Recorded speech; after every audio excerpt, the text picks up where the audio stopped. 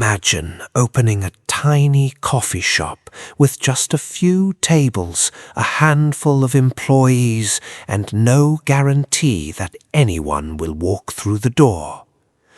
Now, imagine that same coffee shop eventually becoming a global brand worth billions of dollars. At first, it sounds almost impossible.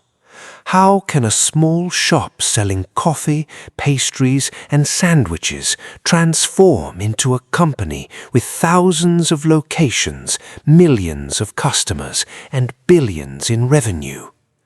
The answer is not simply great coffee. Behind almost every massive coffee brand is a much bigger story. A story about real estate, branding, customer psychology, supply chains, technology, franchising, pricing, and one extremely important idea. You don't build a billion-dollar company by selling one cup of coffee at a time. You build it by creating a system that can sell millions of cups without you being personally involved in every sale. And that is exactly how a simple coffee shop can become a billion-dollar brand. Imagine a small coffee shop on a busy street. The shop isn't enormous, it doesn't have expensive decorations or hundreds of employees. It may have only a few tables, one espresso machine, a refrigerator, some pastries, and a small kitchen. Every morning the owner arrives early. The lights turn on, the coffee machine starts running, fresh beans are prepared, and slowly customers begin walking through the door. At this stage, the business is extremely simple. A customer pays $5, the shop provides coffee, the customer leaves. Then another customer arrives, and another. But there is a problem. A small coffee shop has a natural limit. There are only so many people who can physically enter the building every day. There are only so many tables, only so many employees, only so many hours. Even if the owner becomes incredibly successful, the shop itself can only generate a limited amount of money. This is where most small businesses stop. They become profitable businesses, but they never become giant companies. The difference between a successful coffee shop and a billion-dollar coffee brand is scalability. The owner eventually realizes something important. The real product isn't coffee. The real product is the experience, the brand, the habit, the convenience, and most importantly, the system. Think about how people buy coffee. For many customers, coffee isn't simply a beverage. It is part of their daily routine. They wake up, they get ready for work, they leave home, and somewhere along the way, they buy coffee. This is incredibly powerful for a business. A customer who buys coffee once is valuable, but a customer who buys coffee every morning for 5 years is far more valuable. Imagine someone spending $5 every weekday. That's approximately $1,300 a year. Over 5 years, that becomes roughly $6,500 from just one customer. Now multiply that by 1 million customers. Suddenly, the economics become enormous. The most successful coffee brands don't just try to convince people to like their coffee. They try to become part of their daily routines. And once a business becomes a habit, something changes. The customer stops asking, "Should I buy coffee today?" Instead, they start asking, "Where am I getting my coffee today?" That small psychological difference can be worth billions. Building a brand. But great coffee alone isn't enough. There are thousands of coffee shops around the world. Many of them sell excellent coffee. So why do customers repeatedly choose one brand instead of another? Because consumers don't only buy products, they buy brands. A powerful brand creates recognition. You can see a particular logo from across the street and immediately know what company it represents. You may recognize the color, the cup design, the smell, the store layout, the music, even the way employees interact with customers. Every detail contributes to the brand. And this is where a small coffee shop begins transforming from a local business into something much bigger. The owner starts asking different questions. How should the stores look? What should the packaging look like? What should the menu sound like? What should the customer feel when they walk through the door? How can the experience remain consistent? These questions may sound unrelated to coffee, but they are actually the foundation of a scalable brand. Because if customers can recognize the business without seeing its name, the company has created something extremely valuable. It has created identity. The power of consistency. Imagine visiting the same coffee brand in 3 different cities. The locations are different, the employees are different, the customers are different, but the experience feels familiar. The menu is similar, the packaging looks similar, the coffee tastes similar, the ordering process feels familiar. That consistency creates trust. Customers know what they are going to receive before they even enter the store. And trust reduces friction. If someone is traveling to another city and sees a coffee brand they already know, they don't have to think very much. They already understand the product. They already know roughly what it will cost. They already know what experience to expect. That is incredibly valuable. A small coffee shop becomes scalable when its experience can be replicated. And replication is the beginning of expansion. There is another factor that can make or break a coffee business: location. A coffee shop can have amazing coffee and still fail if almost nobody walks past the door. Think about the economics. Suppose a shop sits on a quiet street with very little foot traffic. The owner may spend thousands of dollars creating an incredible interior. But if only a few hundred people pass by every day, there may simply not be enough potential customers.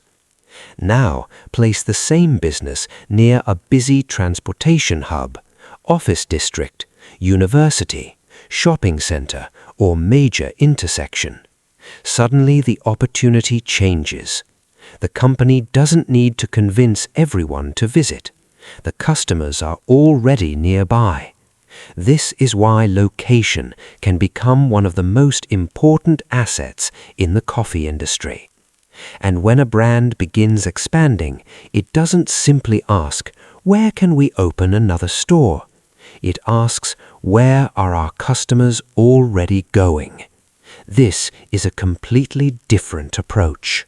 Eventually, the original coffee shop becomes successful. Customers are returning. Revenue is growing. The brand is becoming recognizable. Now comes the biggest decision. Should the owner open a second location? Opening a second store sounds simple, but it creates a huge problem. The owner cannot physically be everywhere. If the owner spends the morning at store 1, who manages store 2? If the owner trains employees at one location, who handles problems at the other? If the quality falls when the owner isn't present, the business cannot scale. This is where systems become more important than individual talent. The owner must document everything: how coffee is prepared, how milk is steamed, how employees greet customers, how inventory is managed, how stores are cleaned, how complaints are handled, how new employees are trained, even how the store opens in the morning and closes at night. Why? Because the company needs to reproduce the same experience without depending on one person. That is the transformation from a business into a machine. Turning the business into a machine.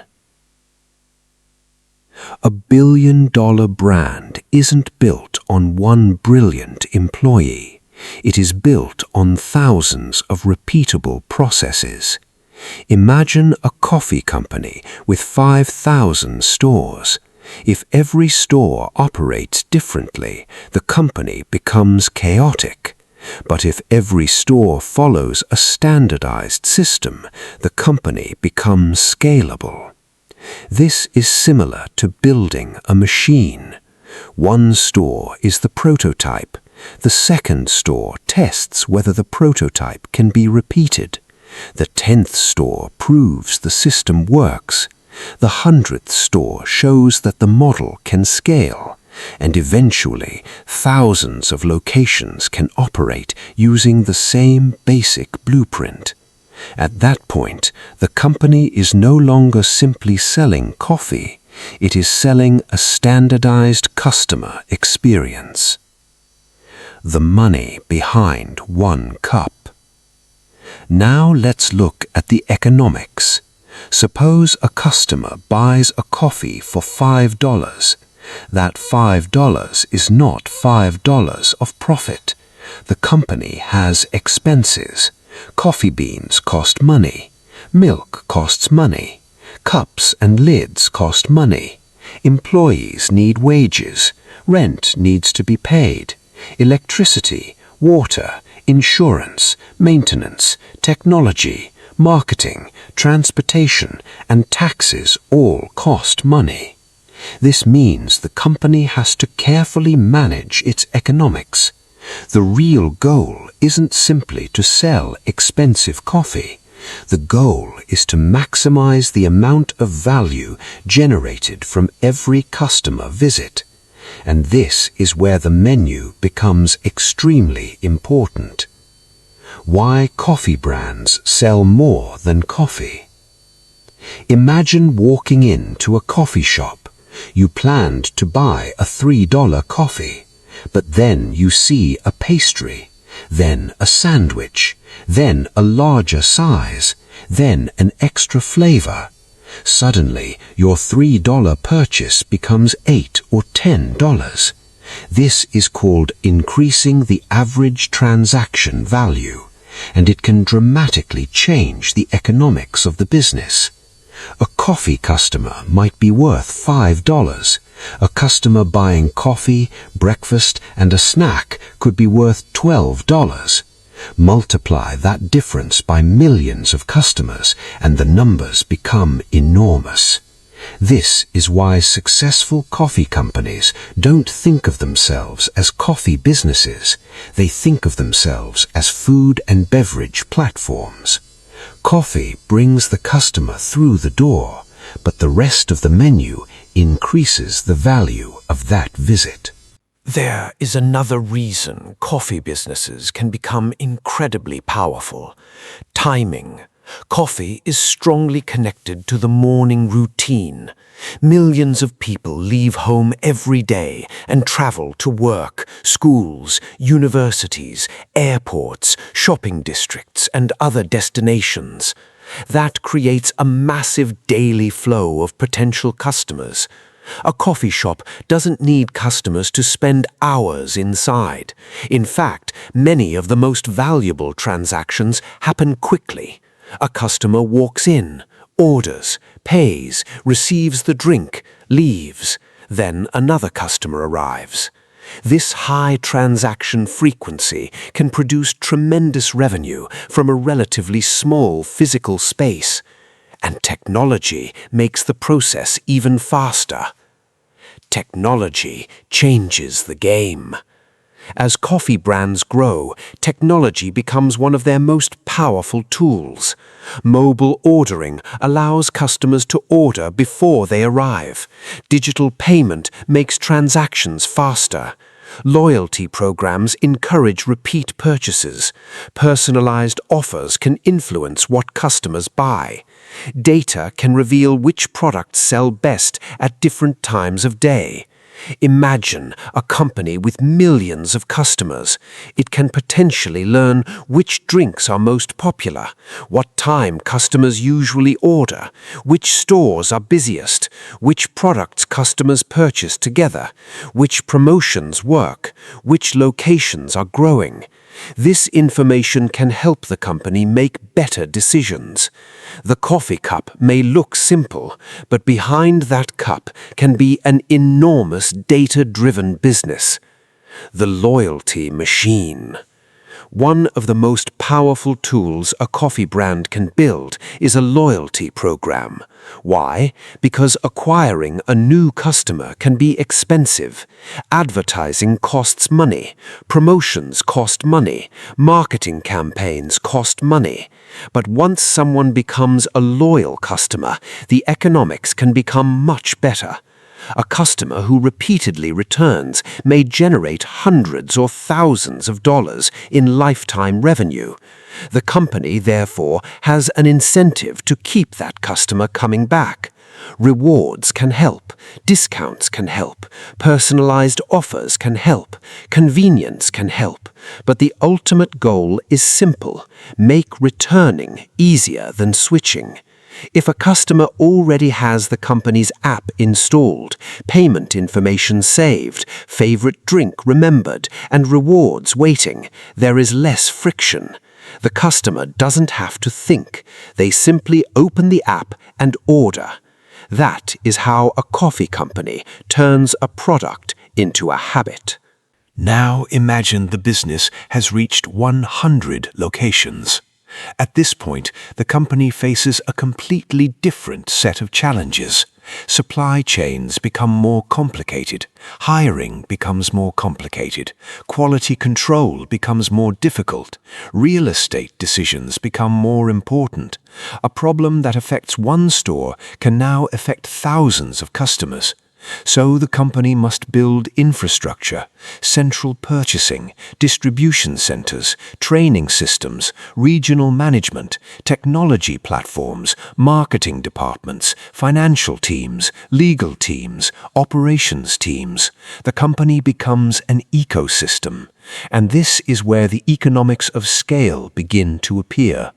A large company can negotiate better prices for ingredients. It can purchase equipment in larger quantities. It can spread technology costs across thousands of locations. It can spend millions on marketing campaigns that would be impossible for a small coffee shop. Size itself becomes a competitive advantage. There is another powerful way coffee brands can expand: franchising. Instead of the company paying for every new location itself, independent operators can invest their own capital to open stores under the brand. The franchisee may pay an initial fee and ongoing royalties. The parent company provides the brand, systems, training, products, and operating model. This can dramatically accelerate expansion. Imagine trying to open 5,000 stores using only your own money. The capital requirement could be enormous. But if thousands of entrepreneurs are willing to invest their own money to operate stores under your brand, expansion can happen much faster. Of course, franchising comes with challenges. Poor franchise management can damage the brand. If one store provides terrible service, customers may blame the entire company. So the brand must carefully control standards, because once reputation is damaged, rebuilding trust can be extremely expensive. Eventually, the brand reaches a point where the domestic market isn't enough. The company looks overseas, and suddenly the opportunity becomes enormous. Different countries, different cultures, different tastes, different regulations, different customer expectations. A drink that is popular in one country may not be popular in another. So global expansion requires adaptation. The company may introduce different flavors, different foods, different store designs, different marketing strategies, but it must maintain the core identity of the brand. This creates a delicate balance. Be global enough to be recognizable, but local enough to feel relevant. That balance is one of the hardest problems in international business. At this stage, something interesting happens. The company's most valuable asset may no longer be its stores. It may be the brand itself. Think about it. A building can be sold, a coffee machine can be replaced, inventory can be purchased from another supplier, but a powerful brand can take decades to build. Customers recognize it, investors trust it, employees want to work for it, landlords want it in their properties, business partners want to collaborate with it, and customers are willing to pay a premium because of it. This is why companies with strong brands can sometimes be worth billions, even though the physical products they sell may cost only a fraction of the retail price.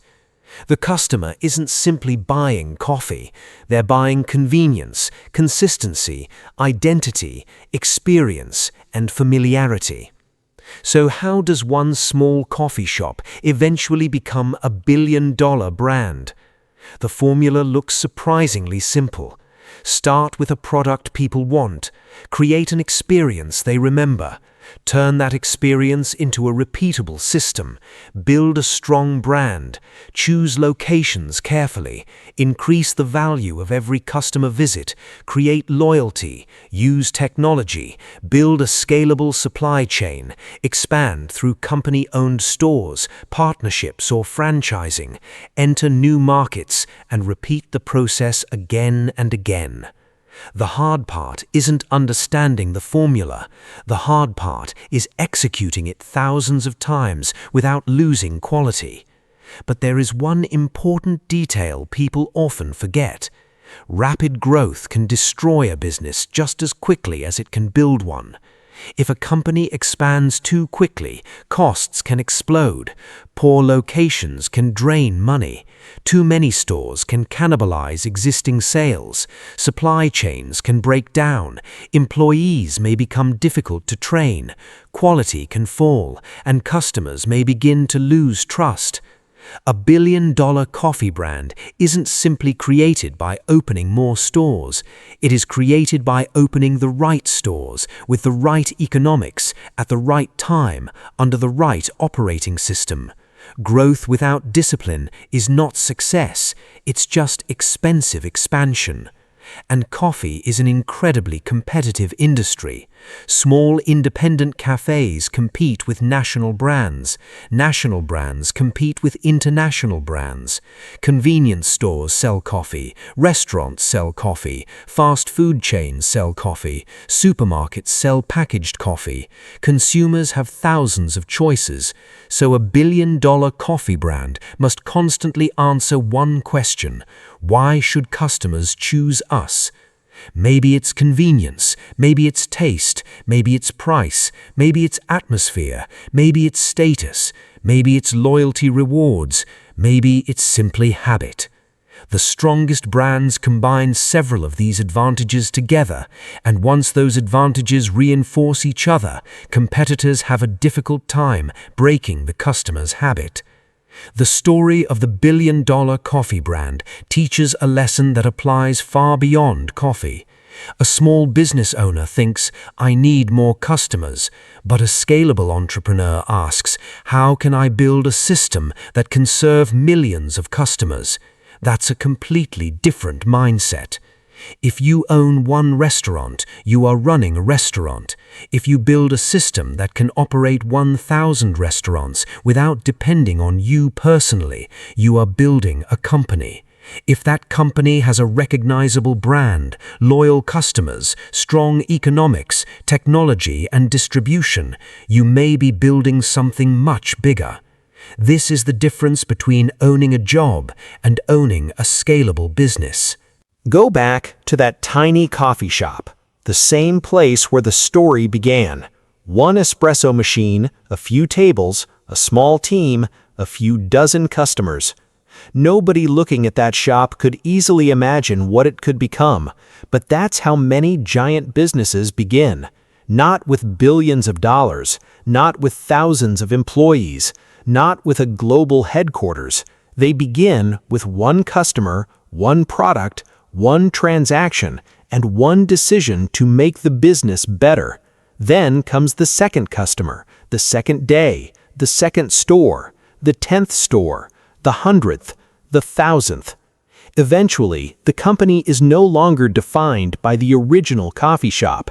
It has become a machine capable of delivering the same experience to millions of people around the world. And that is the real secret.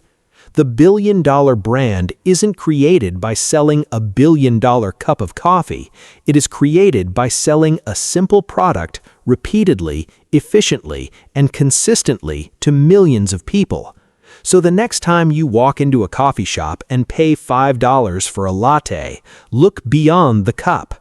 Behind that drink could be an enormous business operation.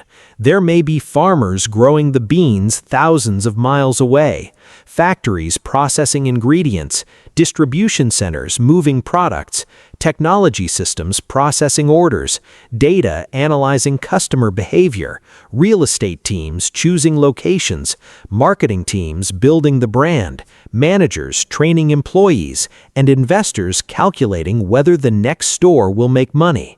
The coffee may be small, but the business behind it can be enormous. And perhaps that is the most fascinating part of modern entrepreneurship. The world's biggest companies don't always begin with revolutionary inventions.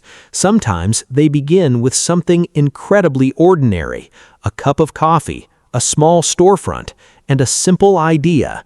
What if we could make this work not once, but thousands of times? Because once you learn how to repeat success, a small business can stop being small. One store can become 10, 10 can become 100, 100 can become thousands, and thousands of stores can become a global brand worth billions. That is how a coffee shop becomes an empire. And that is the economics behind going from one small shop to a billion-dollar brand.